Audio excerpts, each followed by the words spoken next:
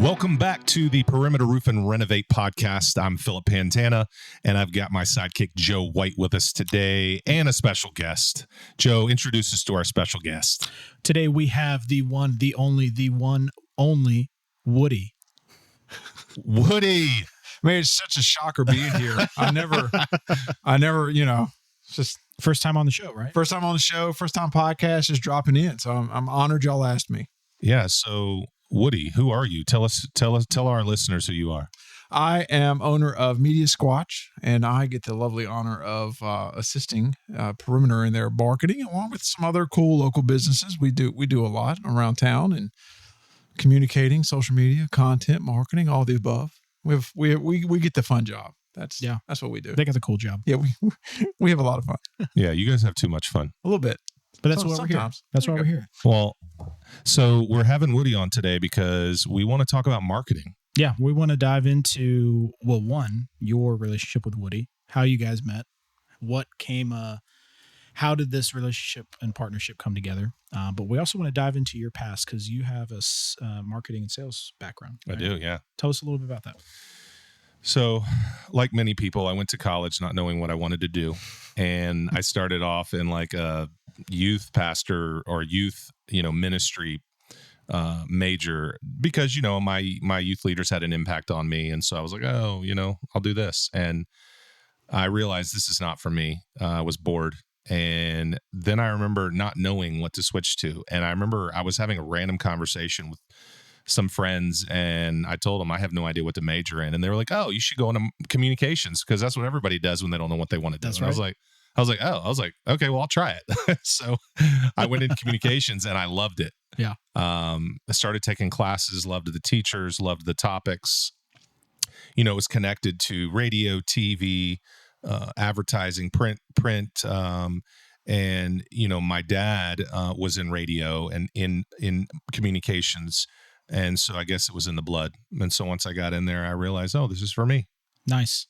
Before we dive a little bit more into that, Woody, tell us a little about what Sasquatch is, media, and everything that you do. Yeah, how'd you get into marketing anyway? Oh man, that's a good story. I'm gonna give you the condensed version, right?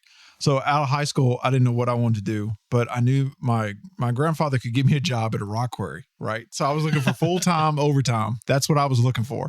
So I worked at a rock quarry for 10 years out of high school, driving loaders, trucks, crushing gravel, all that good stuff. And towards the tail end of that, I really thought to myself, man, this is a lot of work. This is hard. This is hard work. So I picked up a camera during my time there and just started playing around. And that eventually led to me, like, I really kind of want to do this. So I ended up venturing out on my own from that, self-taught. And then that led to one thing to another. Then I worked for the YMCA of Central Virginia, the association. Huh.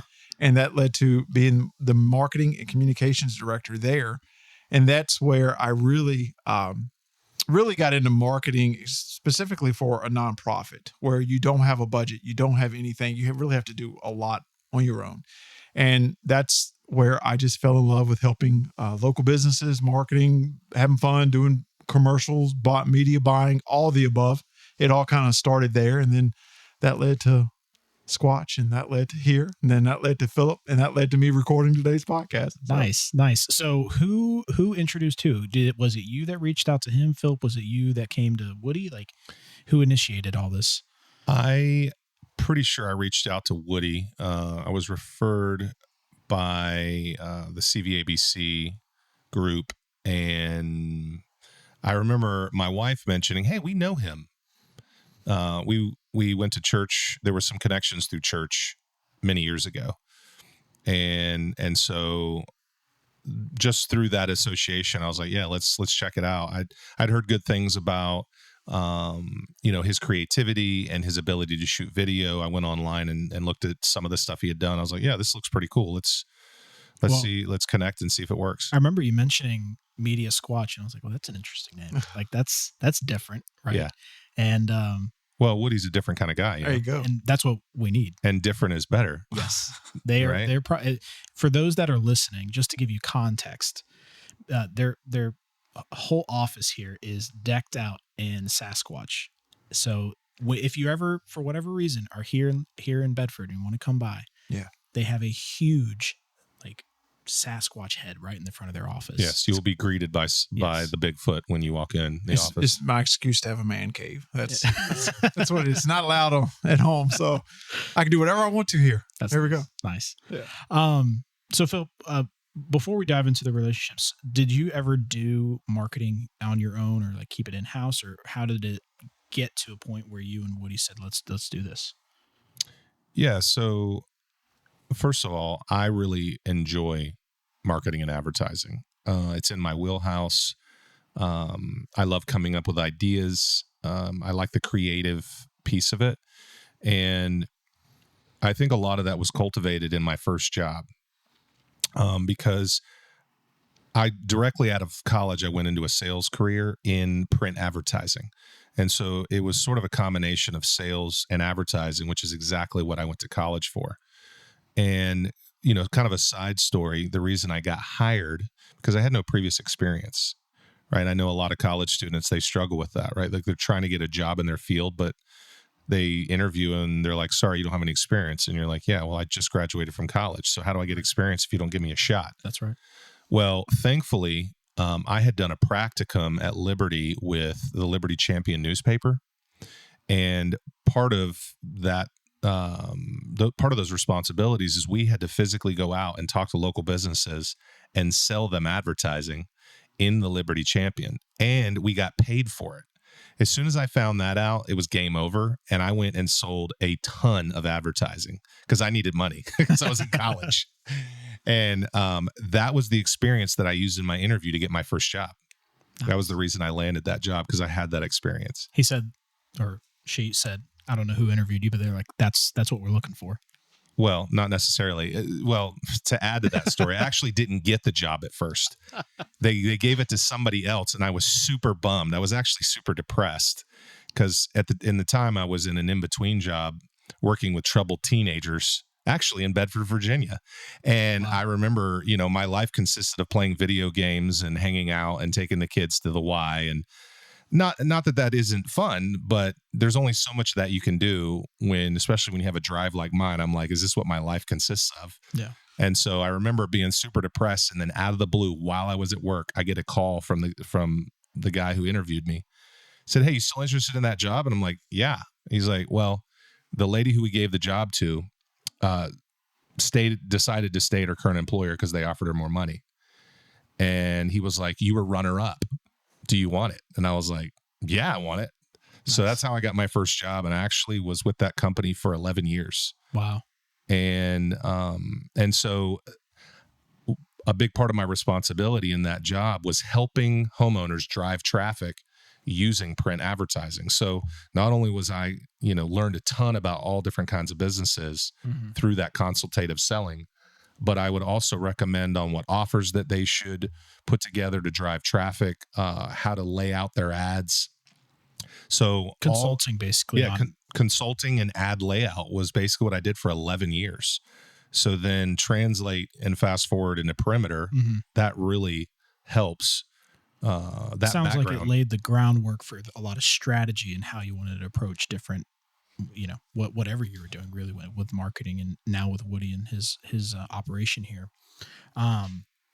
Want to change gears over to Woody. So when you first started working with us, what was that like? Had you ever worked with a construction company? What was different or unique about Perimeter? I think the thing that stands out about Perimeter, we are a different type of agency to different clients. And I think Philip and Perimeter had done a really good job of establishing their brand in the community.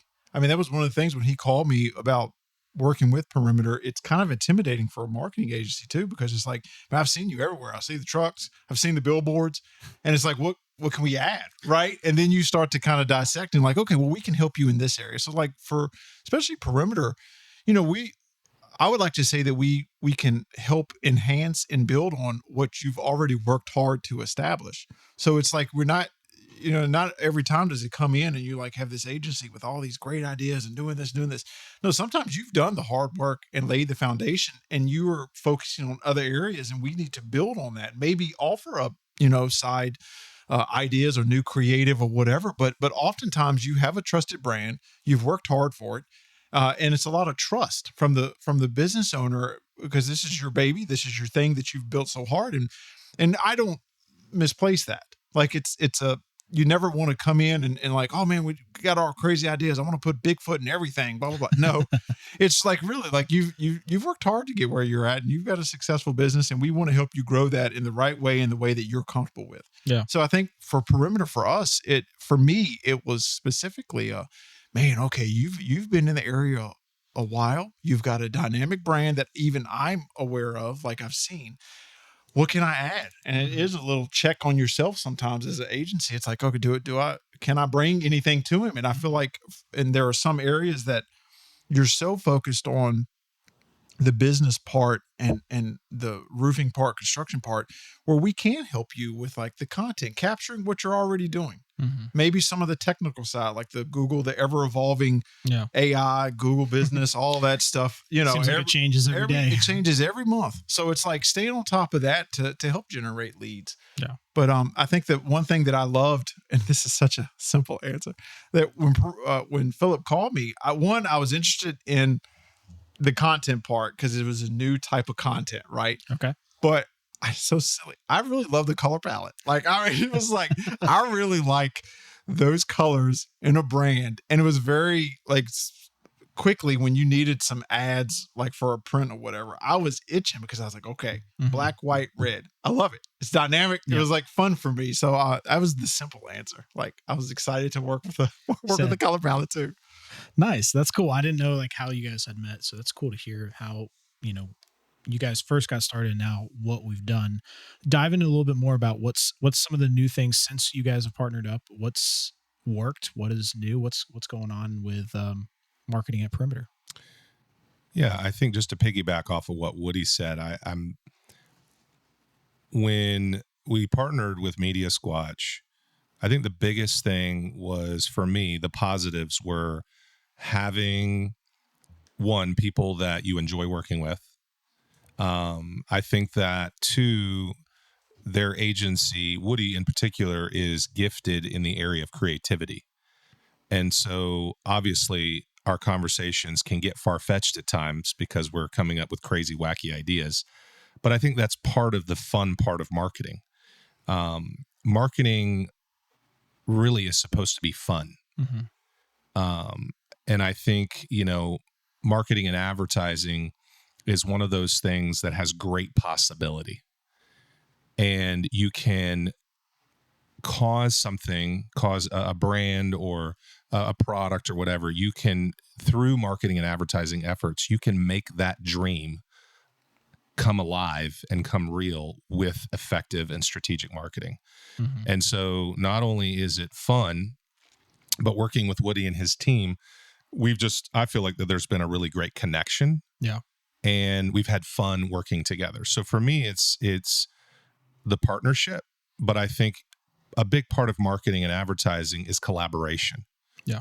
Right. I mean, I can come up with ideas, but when you begin to process and collaborate and brainstorm with a partner, one, you can either, one of two things is going to happen, right? Either they're going to say that's a stupid idea, which you need to hear if it is, or it can lead to another idea that's better. Yeah. And ultimately together you can say, hey, this works. And then you have a partner that can take action on it and execute on it. Because I can come up with 1,000 ideas, but if I don't have somebody execute on it, none of those ideas are going to happen. Yeah. Bouncing it off of, getting feedback, changing, altering, or even reinforcing. Exactly. And I think some of the new things that Woody brought to the table too was a little bit more emphasis and focus on social media content, because we really didn't have a lot of that, and I always wanted to. Of course, the podcast was Woody's idea, and I'd never considered that the way that I thought it was going to come about when we partnered with him. So, I mean, he's got the podcast studio, which is where we're at today. And so being partners with him and being a client, that just opened the door for this new medium to be able to begin to communicate and talk through, all the things that we're talking about. Yeah. I think it's also helped us dive into what we want to do. Not only what are we talking be famous. Hey man, brand deals. That's what it is. I'm still waiting for the sponsored by cup right here. Just All right. yeah, we'll get there. Yeah. But yeah, I mean, I think as an employee and what I've seen Perimeter grow into now, it's cool to see where we're expanded into such different markets where, you know, before social media was a presence, but it wasn't what it is today. And now if you go on and you see this is a company full of life activity, and they're not just posting once a month for one random thing. It's like there's an actual vision and plan being executed by Woody and his team. Yes. And I might add to that too, that social media, especially over the last 6 months, has become even more important for companies, because now from the technical side, Instagram and Facebook are now indexed by Google, right? So whatever post you make, it becomes basically like your website. Like it's searchable now. And when you Google Perimeter Roofing, not only does the website come up, but your social media feeds come up, content from your feeds come up. So now not only, you get to have fun, and a podcast is like a great way to let consumers know what you do to get your message out, engaging, but it also is like, it's feeding that algorithm. It's feeding the search engine. It's feeding AI now, where before you really could update your website once in a while, kind of set it and forget it and focus on other things, and people would search and find you, right? Now that's not the case. Like you've got an AI overview at the top, you've got your Google profile, but then below that, if you go Google Perimeter Roofing, whatever, you'll see Instagram now, Facebook now, Google website, everything. So everything kind of works together. And I think that's the part where I love working with companies like Perimeter, because one, you have never ending source of content. You really do. Every project is different. You've got employees that have different personalities, and you got Philip, who's dynamic, and you got Patricia, you got a whole wonderful team, but also it is keeping them aware on social media, like and search engines. It's keeping them current, because in today's world, with now Google indexing Instagram and stuff, if you don't have ever-changing content, you're just getting left behind. Yeah. And it is important. It's fun, but it's also now, it's actually got a couple of purposes that are really important. It's like keeping the edge of the sword sharp. Yeah, exactly. Cutting edge. That's nice. So practically, what have we done recently that's seen success? I'm teeing you up. I'm some grinning of over you, here on that. some of you who live in the area might have seen our billboards. Oh, really? Yeah. So, And if you haven't, you don't live here. You've been out of town for 6 months. So the greater area. I will share how this actually came about. So I was out of town in some market. I can't remember. Might have been Charlotte or somewhere. And I saw a wrapped truck that had caricatures on the truck. It was like a van, actually. And I was like, oh, that's cool. I should do something like that. And then I saw a yard sign. I think it was a landscaping company here locally, had a caricature of himself on the, I don't remember where I saw it. I think it was like over on Waterlick Road. I saw it. Okay. And I was like, I've got to do that. So the next time I was in talking to Woody, I said, hey, dude, do you think you could maybe do some caricatures? Like, what do you think of that idea? He's like, oh, I like that. And so he put it together, and what you see now out on billboards is what, we came up with together, and, made it happen. It was funny because Philip, he texted me. It was like a top secret covert, but it wasn't. It was like a kind of a blurry cell phone. He's like, look like this real estate van, right? I was like, what am I looking at? And then I saw it. I was like, I love that idea. It was so funny because that is how it works. That's why I love going to Disney and other places, like, because it does ignite ideas. You see different markets. And Philip's texted me. And Philip, I got to tell a story. I'm not going to try and derail. No, go for it. I want to tell a story about the billboard thing, right? Yeah. So, all right. So Philip he texted me, and when you say animation or cartoons, I already light up. That's my jam. And I was like, I'm in, right? So then I'm gonna be honest with you. This is where the collaboration part comes in, right? With working with a client that kind of knows what they want. So Philip was like, all right, what about billboards? And I'd send him a budget about like TV, podcasting, some streaming platforms. Billboards were not in that budget, right? And he was like, all right, but I think I'm just going to do a big buy. I was like, man, well, I'm going to send you this money. Here's what I think you should do. He's like, All right. Then like 2 days later, all right, I bought like 100 billboards. I was like, okay, fine. Okay. That's not what I put in the plan, but that's fine. Right. And so really that's where I'm not patting myself on the back, but I love being flexible enough to where like, man, I would have never thought billboards, and then designing them, I was like, this is a lot. It's a lot of billboards, Philip. But then seeing that in action now, it was a really good call. And one so much so that where other clients, it's like, you know what, maybe we should revisit forms of media where, you know, in the past you're like, oh, that's dead, print's dead, whatever. Actually, no, I have gotten a ton of feedback from people that never give feedback. I'm like, did you see the billboard? I see them everywhere. So it was a great call where he felt the urge to do that and to ask and to call me about it. But two, being his agency, like being flexible enough. Okay, I think okay, let's do this. And then after the fact, it was a great call. You got to give kudos. It was like, you know what? I good job. Okay. Let's keep doing billboards.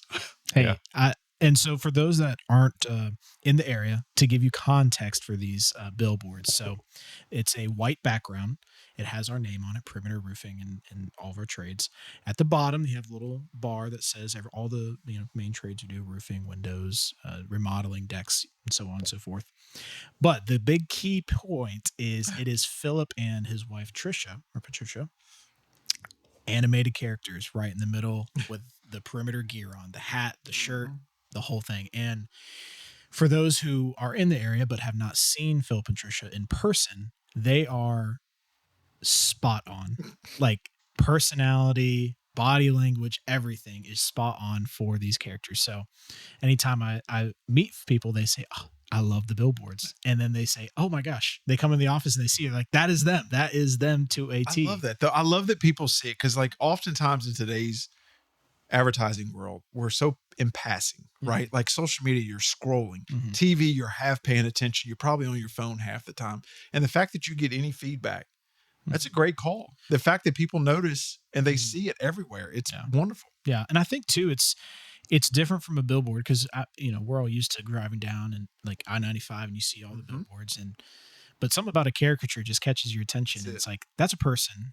And if you know the person, you're like, that's good. And then you want to tell people, and obviously with 100 billboards, you can't miss them. I think I'm underestimated. It might even be more than that. I don't know. I don't know. It's 30 something. Come on, guys. That's 100. I mean, I'd like to do 100, but I'd need a unlimited I just know budget for that. What was funny was that when I started getting the size requirements from one vendor, two vendors, that was like, good Lord, we bought it. He bought every billboard in here. We're only working with like 4 different billboard companies. Well, you also are on new billboards that were never there before, right? Well, a new company came into town, so we picked up a couple of those boards. Yeah. But I do think that the effectiveness of what we're doing, it has to be the full package. There's a lot of different things that have to be considered when you're putting an ad together. I see a lot of advertisers in town, and because of my background, I critique it. Yeah, and a lot of the times I'm like, that's a horrible ad. That's a horrible ad. That's a horrible ad. Like because I look at every billboard in town. I look at everybody's advertising, and I'm determining, because I know what, I know the basic fundamentals and principles of what I think is going to draw people's attention versus what is not. Mm-hmm. And if you look at our billboards, and again, I couldn't have done it without Woody, but I think together, because we tweaked it a lot. It started out as a black background. Oh, yeah. And then I actually sent it to a buddy of mine. I was like, hey, dude, give me your honest opinion about this. He's like, it's too dark. You need to go lighter. So I was like, Woody, can you put together one that has a white background? So it was like an evolution. Mm-hmm. And then I was like, Woody, can you make Patricia and I stand closer together? Because I feel like we're too far apart. Like all the things, like every time I look at the billboard, I think of all those details that we talked about that brought about the final. It was step after product. step. It wasn't just, hey, Woody, go make a billboard and put them up. Yes. It was a collaborative event. And then I think it was really smart on your guys' part to do a trial run for that first one black billboard, because that was not, we want to take credit for that, but that was actually not like intentional. And just 100% on purpose. I feel like it's funny you bring that up, because I'm so thankful that we did that, even though we didn't have like foresight to think about let's run a test run, but because we did, that's what motivated us. Say, hey, we've got to change it. It's not. I feel like there's room for improvement. Yeah. Because if you put out 30 some billboards and you drive by them and you're like, oh, I don't like my billboard. That's Those are not up for a while. that's not good. Yeah. You gotta love him. It's a constant reminder every time you see it. Yeah. And I'm not just because he's here, but I will say this: like, one, as a business owner, it is important that you have a say in your branding and what direction you want to take. And I will say that Philip, with even working, because there's some clients where we work directly with vendors and we kind of, people are hands off, but Philip knew what he wanted and the message he wanted to get across. And I'm happy that we were able to facilitate something, one that he's happy seeing 30 sometimes when he goes in, and when people call. Yeah. Like, and you're proud of your branding. Cause I mean, that again, it is your business. It is something you've been working on. And the fact that when you ride past, you're like, okay, yeah, I like that. That's good. I'm proud of that. That's what we want. It's great to celebrate the wins and see the success in it, because the point of the billboards is to get our name and our word out there. Hey, we are offering these services, but second part of that is, wow, this is a really good job. And that part is, just means everything, because it shows intentional care that you guys delivered. Yeah, I mean, effective marketing is very important for the growth of any business. The number one thing that every service business needs is leads. Yeah. And if you want more leads, you got to spend money on advertising. Yeah. But you can spend money the wrong way and it's not effective. Yeah. And so for me, I mean, nobody likes wasting money. Nobody likes making mistakes, right? When they're spending their hard-earned dollars. So I think that's another important reason to have an agency to collaborate on. It needs to be the right agency for you as a business. Yeah. And Media Squatch is our partner. And the guy.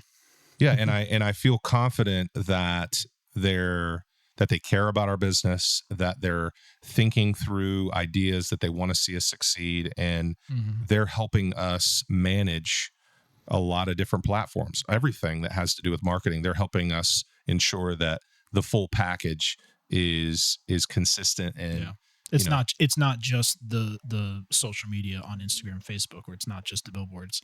It's consistency across everything that makes that bow that you were talking about earlier. Yeah.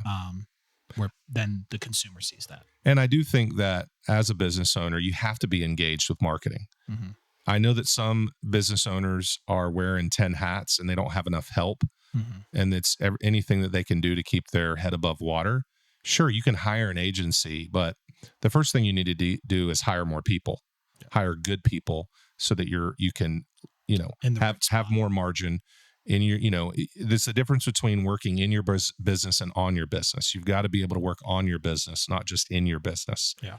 And I feel like that marketing kind of falls into that category. You've got to have the space and the time to be creative and think about how you want to, communicate your message so that you can grow your business. That's I would say the first step of growing is having the forethought to set aside time, because that's the one thing that we don't have enough of, to be able to think through and just start that first step of how do I need to go from where I'm at currently to where I want to be. Yeah. And everything in between.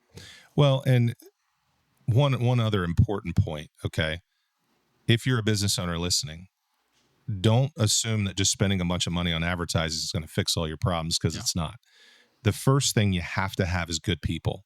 You have to have the right people in the right seats on the bus who know how to do their job. And, you got to make sure that what you're offering to the public is effective. And, you feel good about what you're offering because you've got a team you can trust. When you get there, then you can start investing money in advertising, because then you can grow upon that foundation of those people. Because it's not that I hadn't thought about doing this in years past. I just knew we weren't ready for it. Yeah. Because what happens when you get 40 calls in a week and you're not set up to handle that? You just threw the money in the trash because you spent a bunch of money and you didn't have anybody to manage it well. And so you just lost out on all those opportunities. And your reputation. Hey, they couldn't, they couldn't help me because. Right. Hey, yeah, I called Perimeter and they came out, but I never got an estimate. Well, it's because we got, 200 estimates and we didn't have enough people to manage that volume. Yeah. So we're not in that spot, right? Like our goal is to effectively help every person calling us. So kind of boiling it down, it comes to timing and making sure where you were at and being self-aware as a business owner okay, this is where we're at and this is our needs and what we need to do. It was also being connected to the right other business owners. So I have friends who are business owners who I call and say, hey, what do you think of this? What are you doing? And then getting that feedback. And I think honestly, every person is afraid of making a mistake, especially when you're spending dollars. Nobody wants to make a mistake. I remember that when I was in sales and advertising, when I was selling advertising, that was the number one objection I had to deal with, is they were afraid of investing that money and not getting a good return on their investment. So it was my job to make sure that whatever they did, that they did get that return. Mm-hmm. And I said, I will guarantee your return if you let me pick the offer. Right? I'll give away everything you got. And people will call you, right? And I know that's extreme, but I was making a point that sometimes if it really is, what are you communicating? And do people understand what it is you're communicating? I drive by billboards all the time and I read the message and I'm like, I don't even know who that was for. I don't even know who the company was. Yeah. Because I don't even see their logo. It's not big enough. Mm-hmm. And so to me, that's a complete waste of money. Yeah. So again, I think you got to have the right people. Then you can spend the money. You need to surround yourself with the right people who can give you the ideas that you need. I think for me, once I knew we had the right people and the investment that I was getting ready to make was going to pay off, I had the peace to move forward. And I was willing, it's still a risk, but I was willing to take the risk. Plus, I called my buddy and I was like, how much money do you spend in advertising? And when he told me the number, I about fell out of my chair. And I was like, maybe I'm being cheap. So I was like, all right, I'm going for it. And I think, and that was a big part of what helped me get to that point. Yeah. Yeah. Well, it's good. I think surrounding yourself with the right people is going to be the biggest thing. I think in anything, you don't want to go at it alone. Right. No. Because other people have succeeded and other people have failed. And I think generally as people, as humans, we want to share those experiences to people we care about. And so if you're surrounded by people like that, you're in a good spot. Yeah. Either way, I'll be remembered as that guy. Hey, wasn't he the caricature on the billboard? Legacy. Yeah. That's it, man. That's it. Awesome. It's awesome. Well, thanks, man. Yeah. You got anything else before we wrap up? I think that's really it. I mean, there's a couple of fun questions I wanted to ask. This is more for Woody. What was some of the strangest requests you've had? Obviously not us, right? Or if it was us, as far as a marketing point. I will say I appreciate. I like my fun stuff. So when Philip said cartoon or caricature and animation, I was in. But I would say, honestly, one of the strangest things wasn't requested, is what I was allowed to do. Even where Bigfoot came, it was a car dealer that has since been bought out. But they called me years ago and was like, we bought airtime in the movie theater before every movie starts, right? Mm-hmm. And we want you to do a commercial. I was like, okay. And I used to call them fender slappers, where the spokesperson's like 5% off, he was like, we don't want that. We want you to have fun and we want people to leave. We want it sticky. That was his thing. And I was like, man, I've got an unhealthy obsession with Bigfoot. I've always wanted an excuse to put him in commercials. And they was like, whatever you want to do it. And that's what I did. And I bought a Bigfoot costume, and that's where and then I was allowed to put Bigfoot in a series of commercials that ran a ton, and it just was, and I got to include my dad, my neighbor, my friends. It was just fun. So what one of the oddest requests was that I didn't have it. I was allowed to do whatever. Right. And that was, as a creator, that's always super nice. And that your client is not only paying you to do that, but it will be seen because they're paying for it to be seen. So not only was I kind of creating something, but they were paying for people to see it. It was a win-win. It was a win-win. I want to see this commercial. I'll send you. We did a series. So the funny part was they back then. I know I say back then, but it was 10 years ago, and this was right before the Avengers Endgame came out too. So and Deadpool, the first, when people went to a theater, a lot of people went to the theater, right? It was Spider-Man, all that stuff. Yep. So we had a captive audience. This was before COVID and everything. So when they went in, they would watch our commercial 2 to 3 times before the movie started, right? And it was awesome. So it was you knew they couldn't go anywhere. They were eating their popcorn, they were stuck. And that was one of the great things, because like most of the people advertising in the theater that would do the normal commercial, not that it was great. Yeah. So I mean, but like anytime a client like that, and like Philip like that, I want cartoon, I want you to have fun. And it automatically gets me like, okay, I'm even more invested now. Let me make sure I Nice. nail it for you. Yeah. That's awesome. Well, Philip, I think that's it for our time today. I had fun. I did too. This This is is a good. good convo. This is good. Got to have Woody on here more often. Thank you. Thank you for having me. Yeah, Woody, thanks for joining us. I appreciate it. For all of you on the outside, this is Inside the Perimeter Roof and Renovate. Until next time, we'll see you then.